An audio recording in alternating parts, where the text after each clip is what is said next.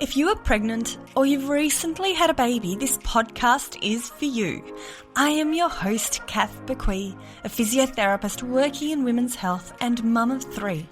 Join me each week as we dive into all things pregnancy care, childbirth and postnatal recovery, helping you have a wonderful pregnancy and afterbirth experience.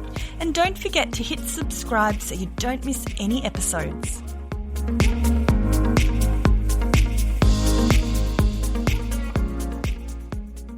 Well, hello there. It is great to have you here for another episode of the Fitness Mama podcast.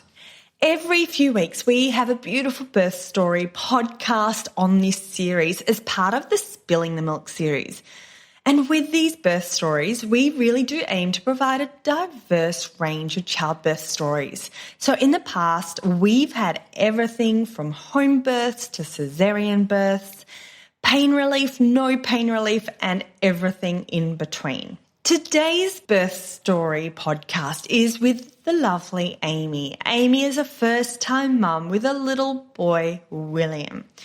In this episode, Amy shares her lovely birth story, which includes how she prepared for birth and the resources that she found useful and helpful for birth preparation, how she navigated keeping up karate whilst pregnant, and her experience with induction and midwifery support.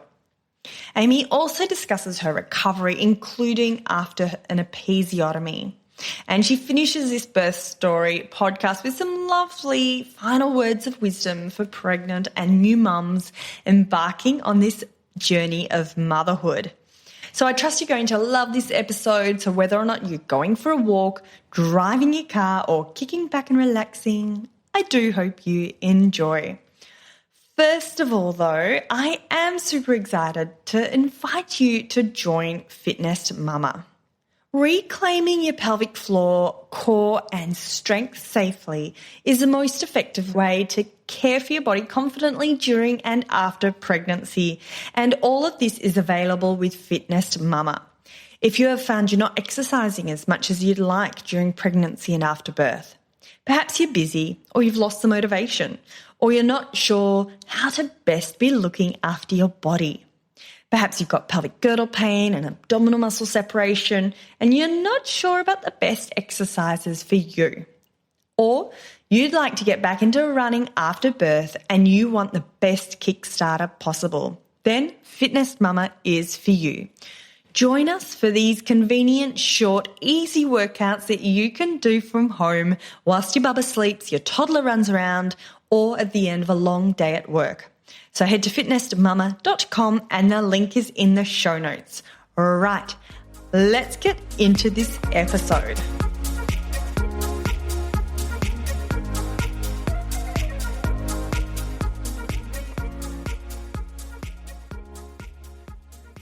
Amy, thank you so much for joining me on the podcast today to talk about your pregnancy, to talk about your birth. It's a real honour. So thank you.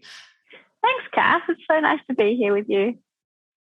So can you please let everyone know who you are, just a really brief version, who you are, what have you now got in terms of little William and all the rest? A little introduction. Yeah, sure. My name's Amy. I'm 34, living in Melbourne, and recently had our little bub, William. He's nearly 4 months old now, and he's doing well. And my background for work is in sort of environmental sustainability space, and I'm applying that in the investment industry. Yeah. A little bit about me. My husband, Dan, is upstairs working from home now. Oh, how good is that working from home when you've got a baby? Yeah, it can be really helpful. Yeah. Yeah. Okay. So lovely Amy here is a beautiful member inside Fitness Mama. I always see your smiling faces. Like when you were pregnant, you were just always there at a workout, one of the live workouts, and you got back into it after you've had a baby. So it's really great to chat about your experience in this podcast. With this series, I do try to get a big range of birth experiences, and I actually make it a bit of a, when I ask members to come on, I actually don't know about their birth story because I actually don't want to know, because I think every birth story is unique and equally important no matter what happens. So super exciting to chat today. Before we dive into the birth story side of things, could you tell us a little bit, give us a bit of a background? Like, did you decide, in terms of becoming pregnant, was this a big journey for you? Like, how did that process happen? Yes, it was something that my husband and I had started talking about a few years ago, and decided that, yeah, we definitely wanted to have kids, but not right away at that stage. And so we went traveling. We took a year off work actually and went traveling in that year, just pre-pandemic. And then it was recommended to wait a little while before. We were basically keen to start trying when we got home from there. It was recommended to wait a little while because of the places we'd been, and exposure to different mosquito-borne diseases and that sort of thing, to wait. So anyway, we got home, and after that 6 months at home, started trying, and I think it was a few months, and then we fell pregnant. So it wasn't too long a journey. A few months of trying, and then fell pregnant. Yeah, amazing. And did you do anything different in terms of your diet or like how you cared for your body and in the lead up to that?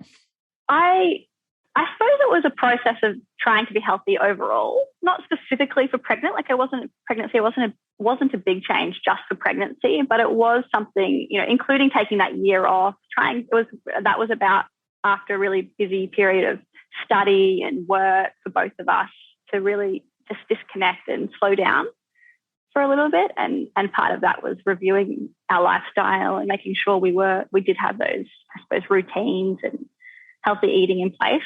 So that was part of it. Yeah. Yeah. And when the pandemic hit, you weren't pregnant then. Did that add a layer of anxiety, or was that a bit of, how was that time? Yeah, it was just a really strange time, I think. Like, on reflection, I think the pandemic, in a way, did prepare me for that newborn phase where you're walking around the laps around your block and that sort of thing. Like, this is very familiar. I didn't worry about the pandemic too much, but it certainly affected every appointment with the hospital and how I felt about going into the hospital. All of those sorts of things. My husband, Dan, not being able to come along to ultrasounds, those early ultrasounds, that was hard. Yeah, okay. So during the pregnancy, how was the pregnancy? Did you hit any big road bumps along the way? Yeah, how did you find the actual pregnancy side of things? So to start with, pregnancy was really good. For most of the pregnancy, actually, overall, I think I was pretty fortunate. I went into it feeling well, and that more or less continued. I was able to stay active, walking and doing karate, which was one of my activities that I've done for a long time, regularly, and bike riding and that sort of thing. So that was great. In the first trimester, I did have, I don't think I really necessarily call it morning sickness. I didn't have vomiting. It was more just like a nausea and lightheadedness if I didn't have food nearby immediately. So lots of snacks and that sort of thing. But as long as I had those snacks handy, I was pretty good. Yeah, right. That's great. And I remember now that you mentioned karate, I remember because you were already a member of Fitness Mama, and I remember you asking at what point should you stop karate. How long did you end up doing karate for, out of interest? Well, I actually kept up that practice in some form up until about 30 weeks. Yeah, and that was partly with the pandemic, partly that was over Zoom anyway. So we didn't have to worry about contact or, accidentally tripping or falling really with that partnered work. But I kept it up. And one of the things I really actually enjoyed about Fitness Mama, and one of the reasons I joined to start to do those pregnancy workouts and things in the first place, was to learn how to keep that movement in the pregnancy appropriate way. So that's the Fitness Mama classes really showed me, okay, I can keep doing my, particularly around warm-ups, those push-ups, sit-ups, and all those things. I learned how to do them safely. And so that actually helped me to continue with the karate. Basically, I just turned it into a slowed down version, closer to, Tai Chi, if you think about it like that. Yeah. Oh, that's And amazing. it just kept me well throughout. I think that actually was something that kept me well throughout the pandemic, just keeping that practice up. Yeah, amazing. Yeah. And it's all coming back. Like I do remember we did talk through modifications, and that's so good. You were able to translate what you did in the Fitness Mama classes to karate. That's so good to hear. Okay, so at what stage did you start to think about birth? And at what stage, like I'd love to know how you prepared for the birth, upcoming birth. Did you do any courses? Yeah, that sort of thing. Yeah. So after about 12 weeks, I started to really start to look for information. I don't know why I felt like I needed to wait that time. I think I was worried about getting too invested in the whole process at that early stage. And I just wanted to make sure I had that 12, 13-week scan. And I wouldn't necessarily recommend that. That was just how I felt at the time. So yeah, around that, I think 13-week mark, I started to look for information. And then it was really, I think, that first appointment. I had the GP, chats with my GP and things, and she recommended some materials. And then I think it was that first conversation with the midwife at the hospital at around 16 weeks that really then kicked me off into I really need to get organised and learn about birth. And I did everything from early antenatal birth online course that you could just go at your own pace, and started to follow yourself and a few midwives and birth educators on Instagram, which I actually found was a fantastic way to keep across and get little updates. And then I'll go into a bit more, but I ended up choosing a private midwife model of care, which then I just found that so fantastic, and they could really guide me in the right direction. Okay, so for those listening that might not understand that in great detail, could you explain that a little bit more? What did it involve? Yeah, so I realised as part of that learning about birth and everything that I got really interested in this concept of continuity of care, having the same midwife or whatever support sort of team you choose to go with me in that process. I suppose that started when I found out that through the hospital program, they have their own continuity of care program, and a lot of hospitals do, but they're very hard to get into, where you get allocated one midwife and they stick with you the whole time.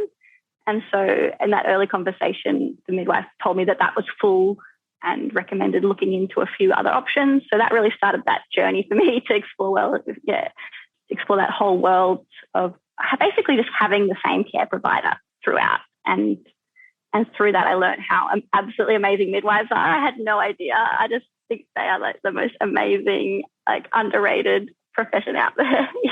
Yeah. Yeah, great. So did you end up having the same midwife coming to the birth with you that eventuated? Yeah. Amazing.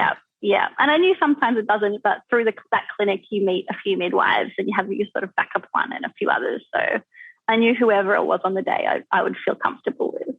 Yeah. But as it was, I did have my midwife there, and that was amazing. Yeah, brilliant.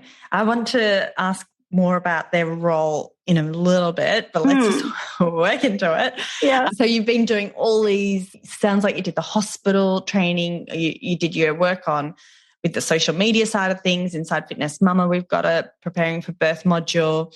Was there anything I missed out that you did? Well, yeah, with the midwife clinic, they ran a full day antenatal class, and they also ran a newborn care class, which just ran for a few hours. And they also did a breastfeeding workshop. So those three things, they were the main things I did. And there were two books that I ended up reading and really, I suppose, taking a lot away from.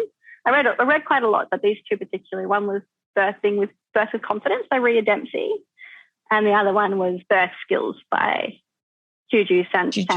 Yeah, so those two, ended up really getting into those birth skills. Amazing. So, Amy, you sound really well versed here. Like, you've done a lot of research. You've investigated a lot. For someone listening who's thinking, oh my gosh, I haven't done a tenth of what you've done, I'd just love to know, are you happy that you, like, in terms of now that you've gone through birth, how did you find having all that birth preparation in hindsight? For me personally, really good. Yeah, I found it really useful. I'd say, actually, the other thing that I found really useful put some of that theoretical knowledge into context was listening to birth story podcasts. That really helped me to understand the way births can go and a lot of different aspects. So just adding that in there. Yeah. I think for me, just being curious was like, I know everyone's different and not everyone's going to want that much information. It did get to a point where I felt like, okay, yeah, this is all repeating. I've done enough. But yeah, I guess just for myself, I did find it really useful.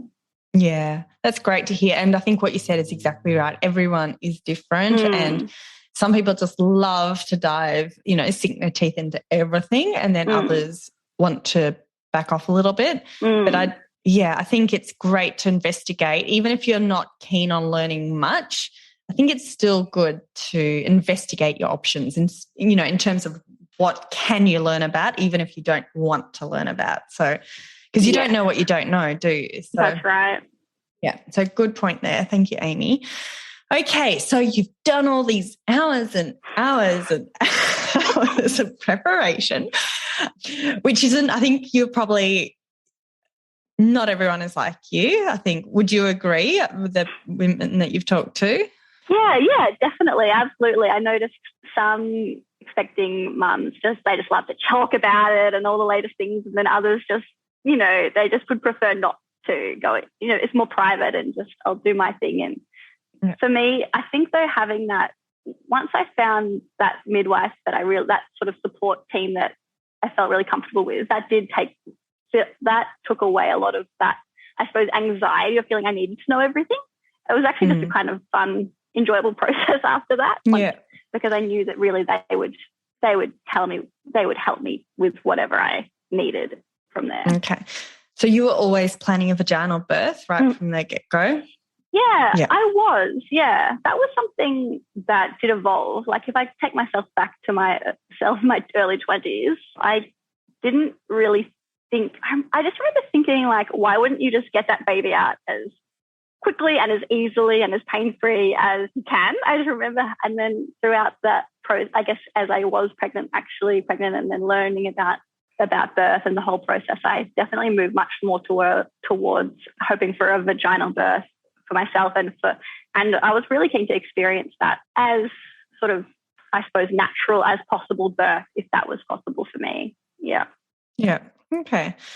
Okay, so I would love to hear, like, when you were approaching the last few weeks, could you feel like, did anything change? Like, start to talk us through, those last few weeks and days.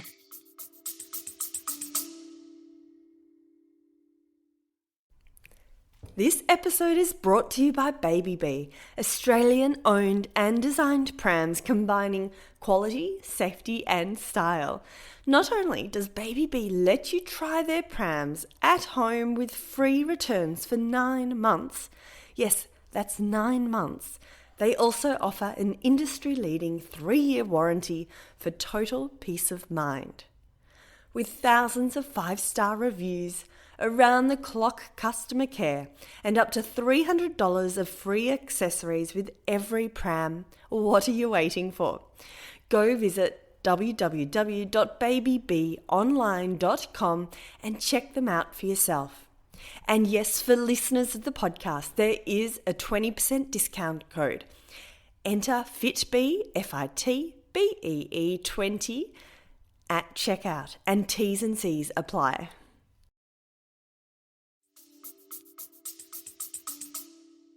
Yeah, so there was actually a big change in terms of the direction of my pregnancy and birth preparation that happened around 36 weeks. I had a midwife appointment, and then the midwife picked up that the growth wasn't tracking as it was previously. It was looking a bit smaller. So they sent me in for another scan. I'd had a scan not long earlier to check if my placenta had moved out of the way, and that was all fine. And so just a few weeks later, they said, "Oh, I'll send you for another scan." And then they noticed there was some growth restriction, particularly around William's stomach. That wasn't tracking the way the rest of his body was, which they were saying suggested the placenta was really working overtime. Yeah, so that was a big, I suppose, a big adjustment for me because everything had been going so smoothly until then. Everything was looking so healthy and low risk.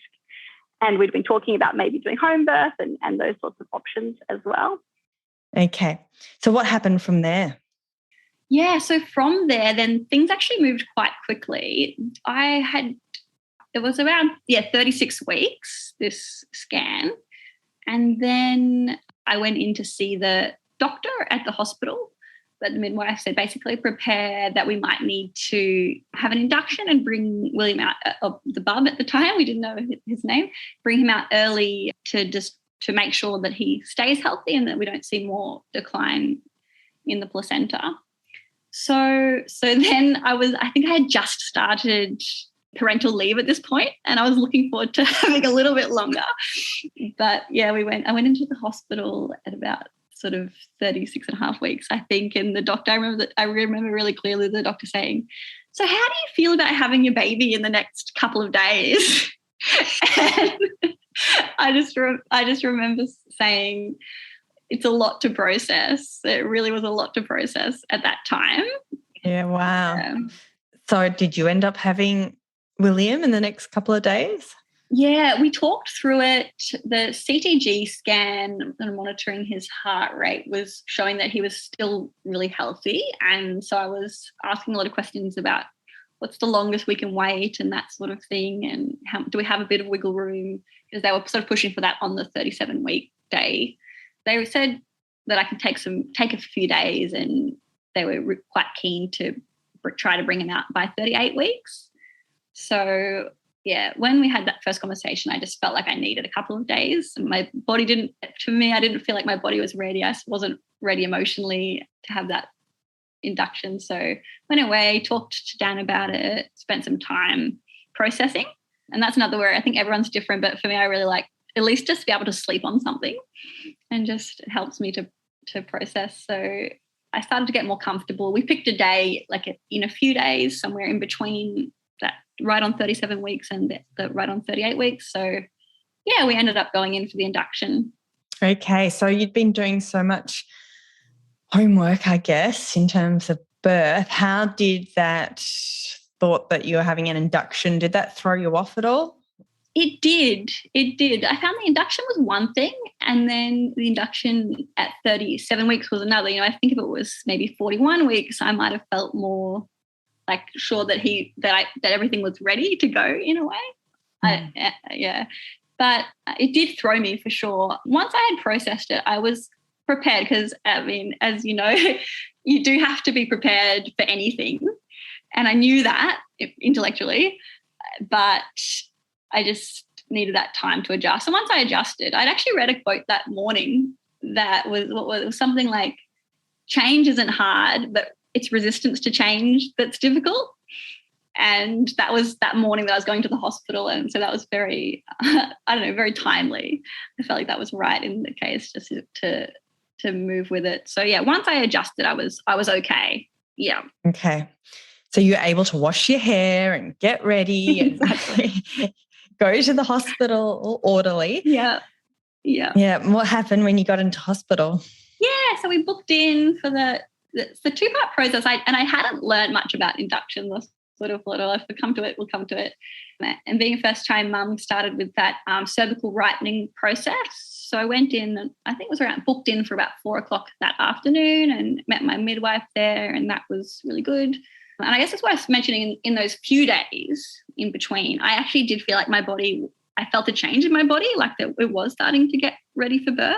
And when I had that appointment at 4:00 on the Thursday afternoon, the midwife actually said, "Oh yeah, you're about 1 centimeter dilated." So my body was starting to get ready, and so I had the balloon, sort of insert the balloon type thing, and then I stayed the night in hospital and got started with the induction the next night. And I'm happy to talk a bit more about that because that was a big sort of, I suppose, learning experience for me. I didn't know what to expect, and that was probably one of the most uncomfortable parts for me in the whole pregnancy part. Journey. Yeah, absolutely. Would love to hear sort of step by step, I guess, that whole process for you with the induction and birth. So Were there any changes overnight that you noticed? Yeah, there was actually. So I had the balloon inserted, that all went fine.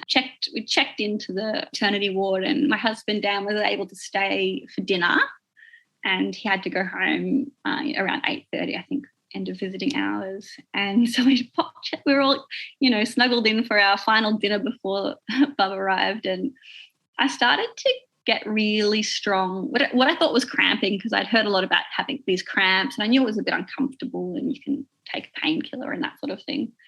But they were really, I was trying to eat, we ended up ordering a pizza delivered to the hospital, and I was trying to eat this pizza, and then during the cramps I actually had to completely stop conversation, and I remember Dan looking at me like, why aren't you answering my questions? And that was happening. And then I started vomiting.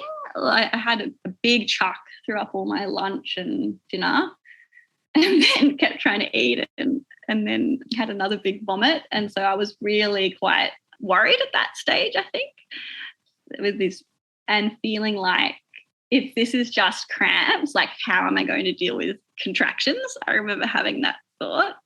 So that was quite horrible to start with.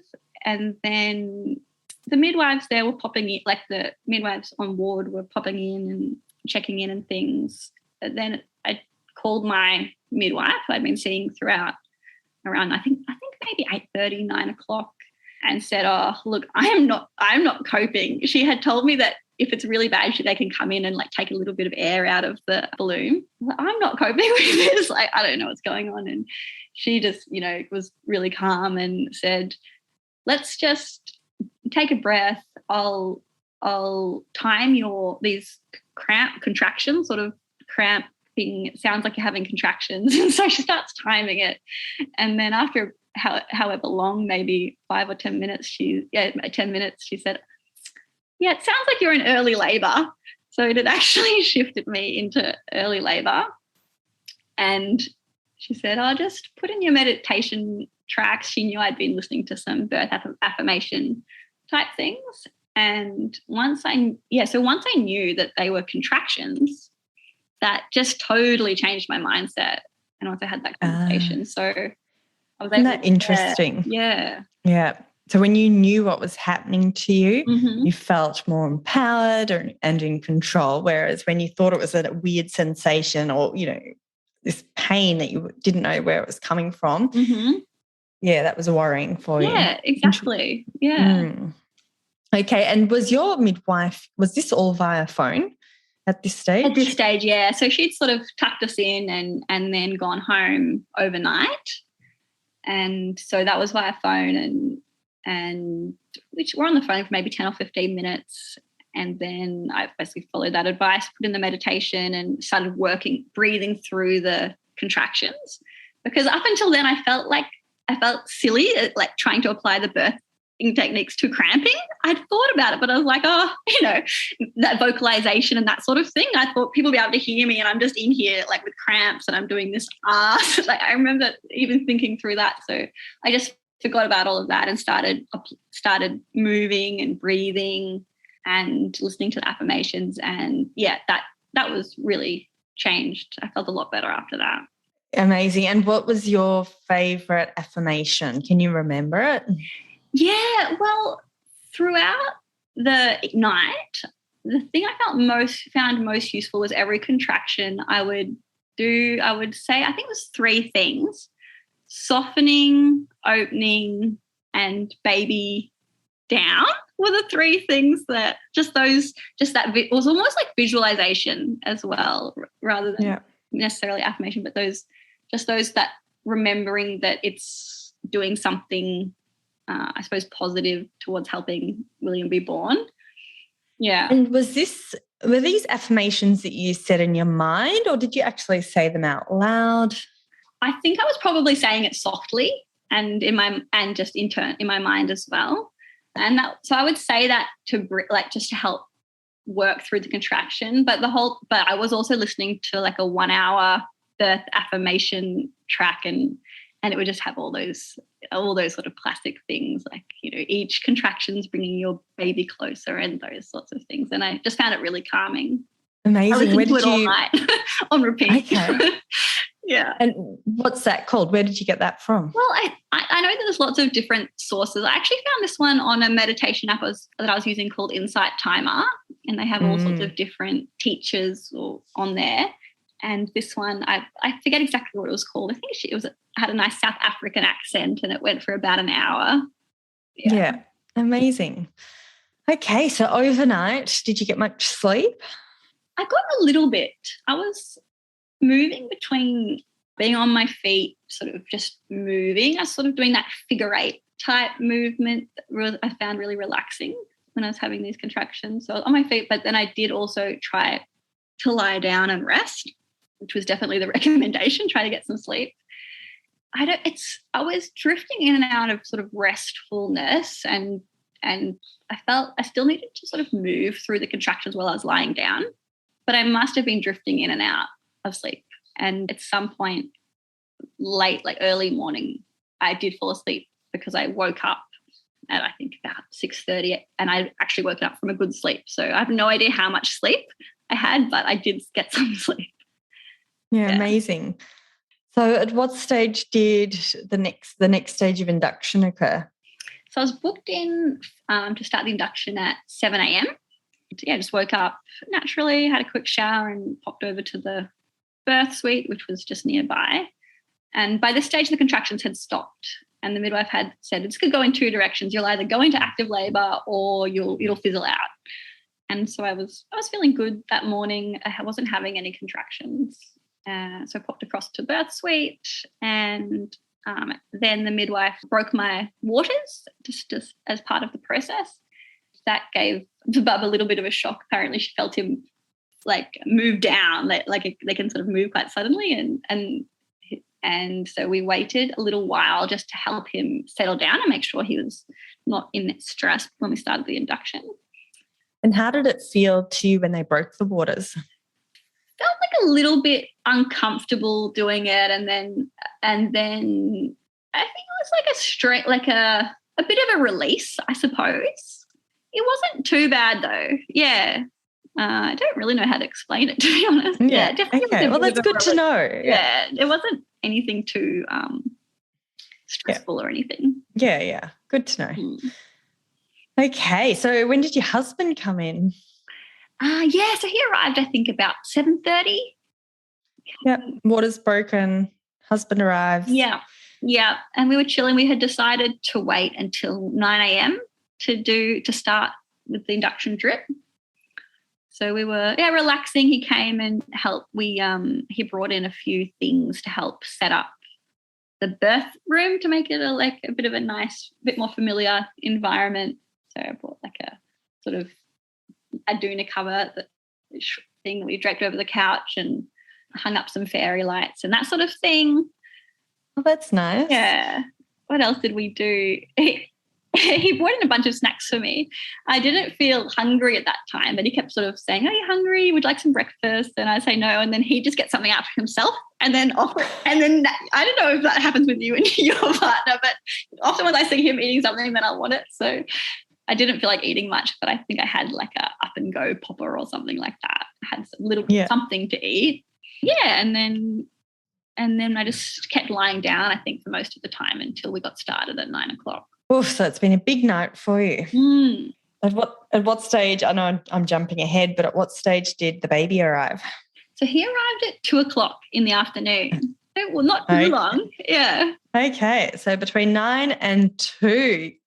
Let's go for it, Amy. Talk us through it. All right. Okay, yeah. So the induction, the Connect got that hooked up with the drip, and it wasn't too long before I started to feel some like small contractions. So I think around 9:30 or about half an hour afterwards, and then around 10 or so.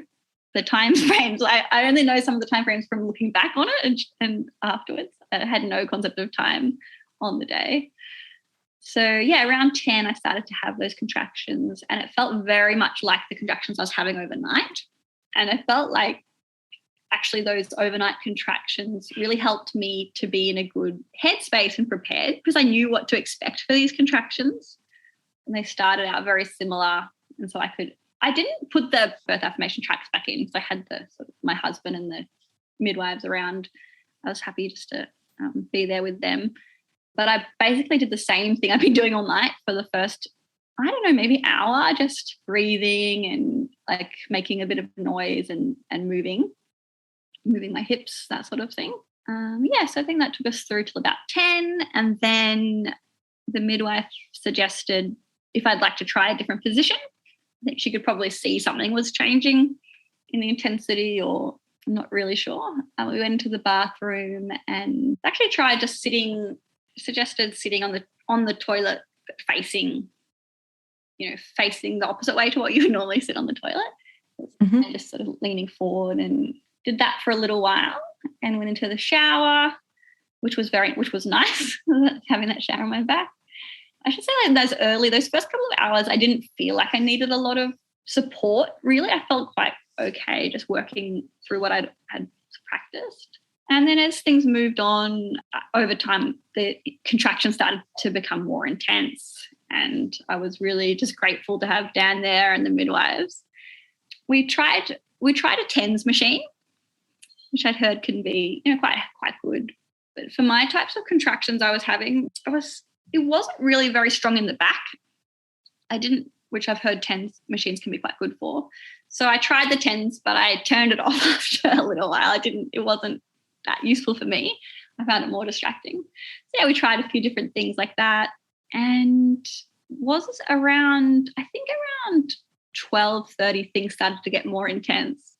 I found it afterwards, actually. So I must have just had my eyes closed a lot, because Dan told me afterwards that he actually left for lunch, came back, and I didn't even know. I didn't realise. Yeah. That's funny. The midwife told him, you better go now or you're not going to get a chance. So, yeah. Yeah. Yeah. So that brings us, I think, up until that transition. So before you get to transition, you were really in your zone, weren't you? Yeah, I was. Yeah. Yeah. Yeah. I was through the contractions, I was really just closing my eyes, breathing. And yeah, I did feel really, really in the zone. Yeah. And you liked that? That really helped you? Yeah, it did. I think, having a few skills, I think, up my sleeve, and then just not worrying about it on the day. Like, I didn't really think through it too much. I just found that trying to let all that go and just follow with what my body was wanting to do was the best thing. Yeah. You were really staying in the moment. Yeah. Yeah. Yeah. Okay. So transition hits. Yeah. At this point, I was in the bathroom. At some point, we accidentally flooded the birth suite as well, because I was really enjoying the shower, which I felt a bit bad about, using up all the hospital towels. But anyway, that's an aside. So, yeah, transition hit. I really felt something change in the level of sort of support and wanting to have the midwife nearby. I remember, I think my midwife, the main midwife, had gone to lunch, and she told me that another midwife was just outside, that she was nearby. And I remember this really distinctly, where I was having contractions and I was really enjoying Dan, I suppose, like helping to talk through it with me, almost like coaching through the contractions. And I was really just focusing on that. And I was worried that if he stopped talking, then I would get overwhelmed. And so that's how I was feeling. And I remember there was no midwife there, and all of a sudden I just felt like there needed to be someone who knew what was happening nearby. And because it was almost overwhelming. Like I still felt in control, or in that sense. But I remember saying, Dan, go get the midwife, but don't leave me. Go get her. Like, he starts to walk up, don't leave me, come back. And I just remember thinking, oh, poor Dan. That was he's like halfway in and out of the bathroom. But yeah. Before we go into that, I'd love to just pick apart what you just said. You said Dan was really coaching you. Yeah. And what was he saying? Like, what were some of the things he was doing to help? Yeah. Or saying? Yeah. It's things like keep breathing, you're doing great. What else was he saying? Yeah. I think he was saying that the baby's moving down. Yeah, really just keep going. Okay. Yeah, but it was partly what he was saying and partly just having him there in a supportive, saying anything vaguely supportive was enough to get through the contraction. Yeah, great. Good to know. Yeah. Okay, so he rushes off to get the midwife. Oh, yeah. Yeah, so she just came back in for a bit of reinforcement. And actually, yeah, at that point she suggested, I said, oh, it's really intense. I was able to talk. These moments where I was talking were in between contractions. It was very much up to a minute off and a minute on, that sort of thing. And I was telling her, like, yeah, how it was feeling really intense and I needed her there. And she said, oh, just see if you can feel the baby's head, like yourself. And so I did, and I was like, oh yeah, I can feel that sort of edge of the cervix pushing down. And that made me realize, yeah, we're getting close. And I was having contractions. And I remember if Dan was talking or the midwife and they'd go quiet, I'd sort of say more or something like that. I really just needed that, or I felt like I needed that support. And things moved pretty quickly from there. I started to feel that urge to push, and the midwife sort of guided me to try sort of pushing on all fours, and we were still in the bathroom for most of this labour within the birth suite. So I hopped down in the shower, and so I had the shower on me as well, and started to push, and I felt like I could still breathe through it, and that's something that I'd sort of, I suppose, learned a bit about, not necessarily pushing right down and just waiting, letting your body do it. So yeah, so I started pushing. My sense of awareness shifted a lot at that point. It went from being very sort of internal and in the zone in a very like inward sense to being much more, I suppose, alert when I started pushing. Now, I have no idea if that's a common experience or not. But I became very alert and almost like in a more of a sports mode. Like I remember going, come on, that sort of thing. I really like getting hyped up when I was pushing. Oh my gosh, your hormones were doing exactly what they're supposed to. The adrenaline was kicking in. Yes, exactly. That must have been what was happening, the adrenaline. So I was really like high energy for the pushing and alert to start with. And so, yeah, we pushed for a while and With the push, was there anything the midwife said or any particular, like how did you push? Can you just describe how you pushed? Yeah, it changed. It changed quite dramatically because so at the start with I was actually just trying to relax and breathe through it and not try to force it. So that was at the start. And then they had, with the induction, they had recommended that continuous heart rate monitoring for William. I suppose, taking a step back, it's probably worth mentioning if it's of interest. There was a couple of options. So there was one option where you can have the monitoring just around the stomach, but it can sort of move and sometimes have to move you back to the bed or like stop you from being too mobile, apparently sometimes. Or the other option is to put the scalp monitoring on. So they actually insert the sort of heart rate monitor up and it connected to William's head. So I chose that option because it helped. They said it would help me to be a bit more mobile. So anyway, so I had that going on, and we noticed that William's heart rate was not picking back up between contractions, and that meant that that I needed to push more urgently, I suppose, to get him out, and rather than just breathe through. So to start with, I was really just trying to breathe through it, not overexerting myself. And then once they said, okay, actually we need to get this baby out, I changed. And what I had learnt was visualizing a coffee plunger movement. And I didn't switch into that straight away. It took me, I think, a couple of contractions with pushing to remember, the coffee plunger. Yeah. And it was more, I think what I was being talked through was really just, push as hard as you can and that sort of thing. And that was helpful. I felt like I had my own cheer squad there.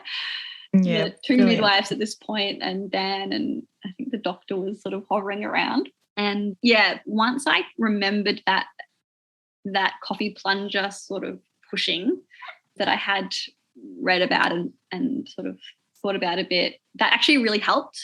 So we moved from this point, we'd moved from the shower to the bed so that I was there. I think it was partly in case the doctor needed to be more involved with instruments or anything. So I moved to the bed and kept pushing, and the doctor was around, and it was sort of, I think it was a bit starting to get a bit like, I was just very much in the zone, but afterwards I remember talking to Dan that he was starting to get a bit worried and wondering, how things might progress. So I kept pushing. The doctor was around and observing me, and I heard him say out loud, "Okay, she's pushing well. I'll just duck into the other room. I'll watch on the screen and just leave you for a bit." So he did that, which I thought was really nice. He didn't try to jump straight in and say, "We've got to get this baby out." So gave me a little bit longer, I think 5 minutes, and just actually he did say, and the midwives were saying, to breathe in between contractions and try to keep that oxygen going through, to try to help to the extent that helps get the oxygen to the bub. So I was doing that, doing my best pushing, not having too much luck, just pushing my heart out, really. The whole cheer squad. And then they said, "Okay, we need to get this baby out. We're going to do an episiotomy." And at that point I was like, okay, yeah, let's do it. Like, that's going to help. I do remember the doctor trying his best to sort of get my informed consent and explaining about all the numbers, the heart rate. And I just was blocking all that out, as I did not want to hear numbers or anything like that. I just wanted to stay in the zone. So I said, yes, do it. Do what you need to do. And with that little cut, the next push, William's head was, I can hear him grumbling. I might just pick William up. Hey, Baba. All right. Well, I'll see how long we've got with William now awake. Long story short. So you had the episiotomy. Yeah. And so next push, his head came out, and that, for me, that was the most amazing moment probably in the whole thing, just feeling his head. At this point I was feeling like that quite euphoric feeling, and his head came out, and then the next push he came out, and Dan was able to catch him, which was really nice. He had the cord wrapped around his neck just loosely, and so Dan handed him to the midwife, and they untangled that and passed him to me. Yeah. Yeah. Amazing. So how are you feeling at this point? I was actually feeling great at this point. Yeah. I felt really good, and we had a really nice skin for a couple of hours. I was excited to see if he would do the breast crawl, because I'd learned about this breast crawl that babies do, that they have this, that they can find the nipple themselves. And so we're sort of trying that. And he was pretty sleepy and tired and little. He was 2.5, 3 kilos at birth. So he was little, and it was good to get him out. Yeah. But so that time I was feeling amazing and just enjoying that early time. Doing some skin to skin and cuddle. And they did the stitches there?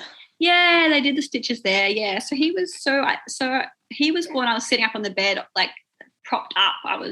Ended up being on the bed, on my back, but propped up, which is when you're learning about active birth, I sort of had hoped not to be in that position, but I also had, I guess, learned that sometimes it's an okay position, especially when you need to be in go mode. So yeah. Did you end up having forceps as well, or just the episiotomy? No, just the episiotomy.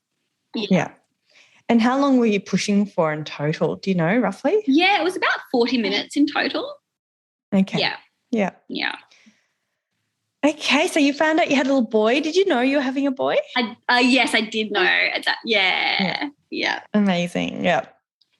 Yeah. So I would love to know, in terms of, thank you so much for sharing your birth story. Like that, it's always, my ovaries always start to hurt a little bit when I speak to someone. I would love to know now about your recovery. So in terms of How has your recovery been? Have there been any surprises? Anything you weren't expecting as well? Yeah, good question. To start with, I felt really good. I like my body. I was up walking around the ward and people were commenting, oh, have you really, just given birth, that sort of thing. I was conscious to not overdo it, to really rest for those first 6 weeks, which I did. What was surprising? I think in the first 6 weeks, nothing felt too out of place or surprising. I didn't know about. So sorry.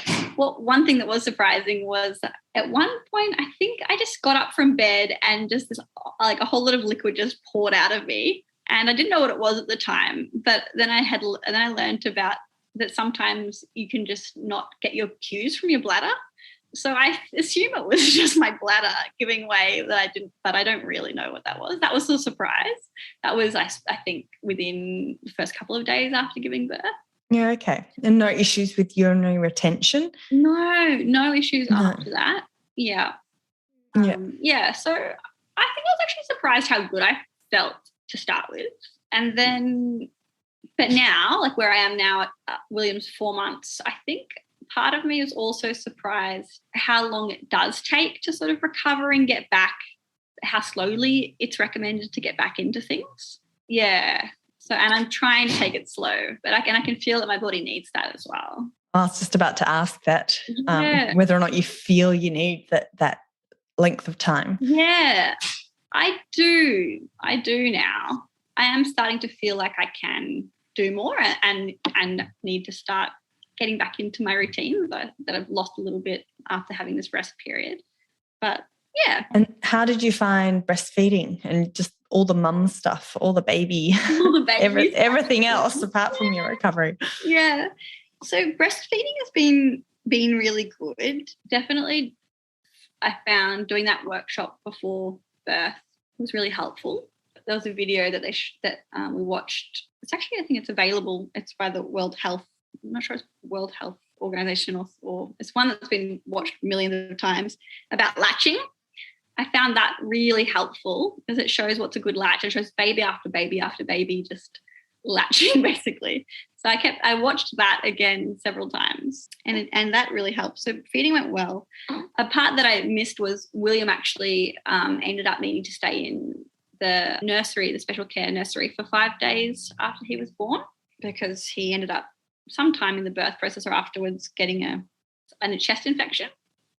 Okay. So I was there in that first 5 days establishing breastfeeding and things. We were in the hospital still, and he had to basically just feed through a tube for the first few days. He was on oxygen and all that sort of thing for the first couple of days. And I was under strict orders to start expressing every 3 hours, which I did. And my supply was good. I did the prenatal hand expressing as well. Antenatal hand expressing, and I was able to get a bit out in that, a bit of colostrum supply. So I actually was fortunate. I didn't have any pain with breastfeeding, and William was a determined little feeder too. I think he was playing catch up since he had that growth restriction in the womb. So he was doing his best too. Breastfeeding was good. My midwife was also a lactation consultant, so I did have that support as well. Yeah, amazing. Yeah. You've done such a good job in terms of creating that support network around you. Super impressed. Oh, thanks. That support network made such a difference. Just to how I felt, that sense of well-being throughout pregnancy and the first 6 weeks, I think. Yeah, brilliant. So coming towards the end, I'd love to know 2 things. What are your goals now? And coming from a physio perspective, what are your goals? And I'd also love to know any final words of wisdom with pregnant women that are listening or new mums as well. So let's first of all do the physical side of things. Do you want to get back to kickboxing or karate? Karate, yeah. Karate. Yes, I really do. Yeah, I'm looking forward to getting back to that. And I've been seeing my local pelvic floor physio. And so my goals there are really to make sure my pelvic floor is in good shape. I was doing those pelvic floor exercises before birth as well, during pregnancy through your program. So I'm working my pelvic floor, and my goals there are get back to karate and also get back to mountain bike riding. Great. Yeah. And so that's going well. I suppose, and just building back a routine. I've lost that routine. I'm doing a lot of walking, but now 4 months down the track, I can feel my body quite stiff and a bit niggly, and Yeah. And so you joined up Fitness Mama. How many months pregnant were you? I think I was about, can you remember? I think I was about 20 weeks. Yeah. Okay. And how do you feel? So you've been part of Fitness Mama during pregnancy, throughout your birth, and now 4 months into postpartum. How do you feel it's helped you the most? Yeah. To start with, it was great keeping active through pregnancy. Just knowing, attending those classes. I think I was doing 2 to 3 a week right up until I went away for Christmas when I was about 32 weeks or something. And then, so that was probably the most helpful, learning about pelvic floor exercises. Postnatally, I've gone back. I found it harder to get back into the live classes to navigate, but I found it still helpful. I still checked. There's some really great resources like videos around just postnatal care in those first 6 weeks. So I looked at all of those, and that was, really helpful. Yeah, brilliant. Oh, we'll see you in some live classes soon, no doubt. Yeah. And there's also the on-demand classes, which I know, like it's a real challenge, right? Once you've got a bubs, it's one of the hardest things is for mums, because suddenly you're no longer at the top of the to-do list. You've got a baby, you've got to work around sleep and feeds and life and all the cleaning and the washing and everything that comes with all the appointments. So it is very easy to drop a little bit to the bottom of the to-do list. But that's why I keep saying, even just 5 minutes or do 10 minutes of an online workout, because that can just make, like you're saying, you're feeling stiff. Like just find something that's easy for you. It doesn't matter what it is, but something that's easy and something you can keep chipping away at, because you're not alone there. Everyone just finds it that much harder. Yeah. And I should say, for the live classes that I have made it to, it's so good. And to add, the good thing about a live class is sometimes with a new bub, it just forces you to get into action a little bit and like try something different with settling him or getting in a position that you can attend the class. And I nearly always learn something new about him as well, like how I can settle him or keep him entertained. So I think it's still worth trying to get to a live class. Yeah. Oh, that's so lovely. And so if you're not sure if you're listening, if you're interested, we have a combination of live classes and the on-demand. So you can either join live classes, which are 2 to 3 times a week, or you can just check in onto the member hub and do the on-demand at any stage that works for you. So, Amy, final words of wisdom for anyone listening today who's pregnant, who's had a new baby. What would they be? Words of wisdom. So, well, I don't know if it's words of wisdom exactly, but from my own experience, be curious, I suppose, and that means something different for everyone. But just being curious will help to find whatever it is that you need to find for you. So be curious, be kind to yourself is so important, and to the extent that you can, set up those support systems, particularly I think throughout pregnancy, but particularly those first 6 weeks postpartum. Brilliant. Be curious, be kind, and set up the support networks. It's amazing. So thank you so much, Amy. Once again, I it's an absolute honour to be able to talk to women about their birth story, and I'm really thankful for you sharing your experiences with us today.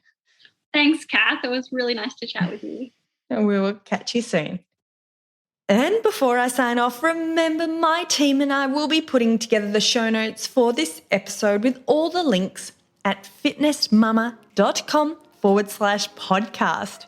Have a fabulous day, everyone, and I look forward to you joining me next week for another episode of the Fitness Mama podcast.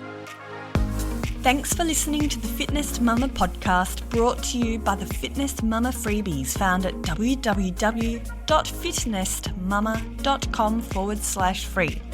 So please take a few seconds to leave a review, subscribe so you don't miss an episode, and be sure to take a screenshot of this podcast, upload it to your social media, and tag me at Fitness Mama so I can give you a shout out too.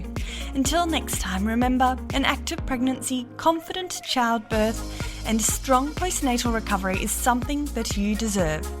Remember our disclaimer: materials and contents in this podcast are intended as general information only and shouldn't substitute any medical advice, diagnosis, or treatment. I'll see you soon.